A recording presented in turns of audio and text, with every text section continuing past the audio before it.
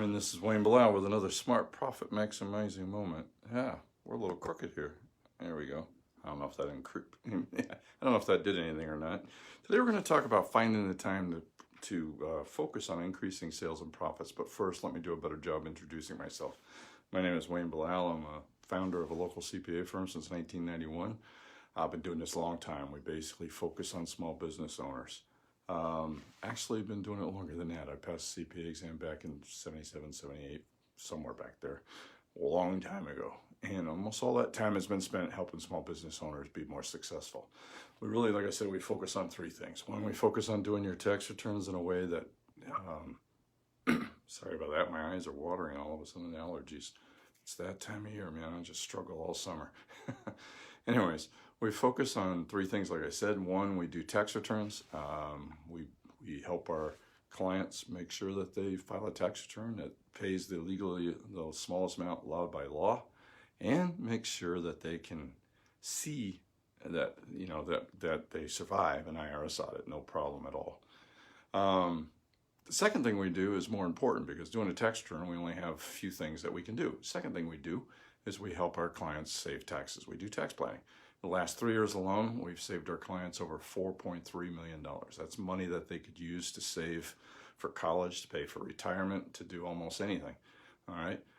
The third thing we do is we help our business owners make more money. And that's part of the reason for these videos. One of the things we're doing on these videos, hey, Daniel, haven't seen you in a long time. How you doing? Thanks for coming. Been a long time helping our clients basically save a ton of money. Make more money, and that's what we're doing. These videos are part of that. We've been doing these free ones since the beginning of the year, so there's well over 80 or 90 of them out there right now. Easiest place to find us is on YouTube. Today we're going to talk about finding the time to increase sales. Understand, in business and truthfully in life, the most valuable resource you have is your time. All right, and in a business owner, when you own a business, the number one constraining issue you have is how much time you have. I mean, you can hire almost anything else, but you can't buy another hour of the day. It's really that simple. And when I'm coaching with people, it's sooner or later always happens. What happens is somebody somewhere, the client's going, Wayne, these are a ton of great ideas. Well, when the heck am I going to have time to do this? And I'm always telling them the same thing. It's like, you have to find the time. And really, you don't have a choice, okay? You have to find the time to implement the things that are very important to you. All right? It's really very simple. And truthfully, as a business owner, I always start at the same place. Here's the steps I recommend every time. I still do them at least once a year. And truthfully, at least once a year, but sometimes twice a year. I sit down and take a 1 week period, and I write down in 15-minute blocks everything I'm doing. All right? And then I go to Starbucks at home when it's quiet one morning, because I tend to wake up before everybody else.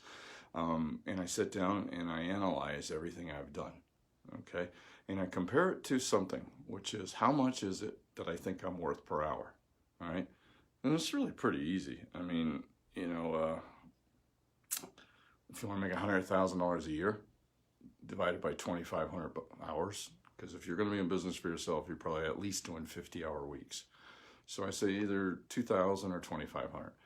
I work hard, so I go by 2,500, but you could do 2,000 if you don't want to be stupid like me and work so hard. I like to work, so it's no big deal. But I did this example to make the math easy.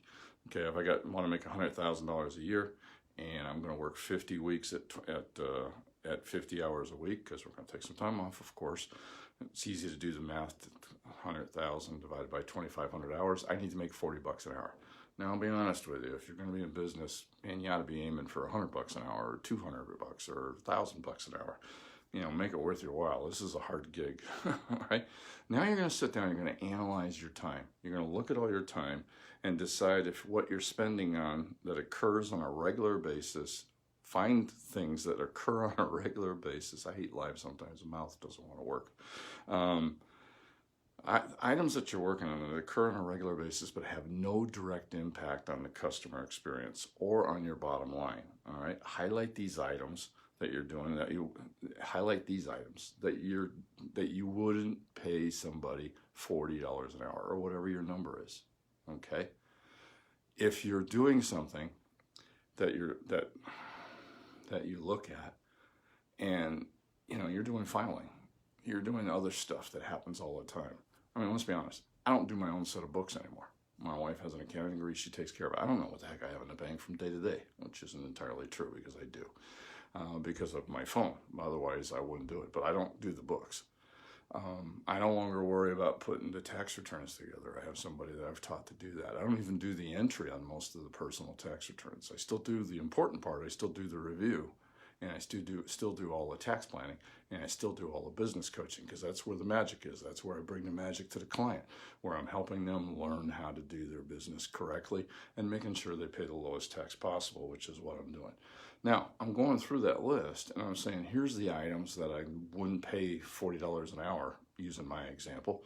So I need to figure out how to eliminate them. And really, there's 3 ways to eliminate them. You delegate it to an employee, which is what I was talking about. You outsource it, which I've done. I don't do any of my own marketing anymore. I hired a lady to help me get our next challenge launched, okay? And then I eliminate it in total, if I can. And I have. I mean, we got rid of bookkeeping last year. This year we got rid of all our all our third-party payroll tax returns, after-the-fact payroll. And when I say I got rid of them, I didn't dump the clients and abandon them. I turned them over to another person. That's what they do. That's what they like doing, and that's all they do, okay? Now, on my bulletin board, I have a little, if you ever get into my office, which is a mess, I have probably the worst desk in the building, because I've just been too busy and lazy to change it, I guess. The desk doesn't mean much to me. But if you get there, I got a bulletin board up there, and I have a little sticky, which has, in red, I've written, how can I get someone else to do this? It's a reminder to myself not to get stuck doing the day-to-day little stuff that doesn't get me to move towards my big goal. Okay? That's important, because at the end of the day, like I told you at the beginning, all you have is time. And you have to use that time in order to make sure that you increase profits. Hey, we're not normally on my personal channel. A couple of you have found me here. We're usually on the Small Profit Maximizer, so if you look for it, you'll find me there. For whatever reason, Facebook has messed me up, so the only place I can record them is here. But glad to see you, Julie, and I saw somebody else, their name went by. But hey, until next time, this is Wayne Belisle saying, let's make this our most profitable year ever. Thank you very much.